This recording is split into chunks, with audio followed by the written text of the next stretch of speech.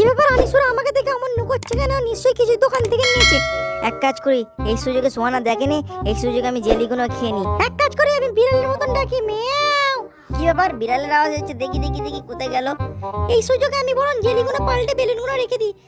এক কাজ করি, কেউ নেই, বিড়াল ফেলে খেয়ে এই যা আমাকে তো ঠককে দিল। কি বেলুন দিয়েছে? এক কাজ করি, আমি দোকানদারের কাছে যাই, দোকানদারের কাছে গিয়ে ফেরত দিই। দোকানদার আমাকে কি জেলি দিয়েছে? হ্যাঁ এগুলো শক্ত কেন তো? এই দেখো তোমার জন্য তরবার নিয়েছি।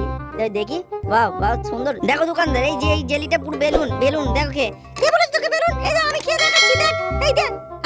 কি ব্যাপার, এটা বেলুন দেখেছো? হ্যাঁ আমাকে ঠককে দিয়েছো। আপনারা লাইক সাবস্ক্রাইব করুন, কমেন্ট করুন। বেলুন কি করে লেখেনি?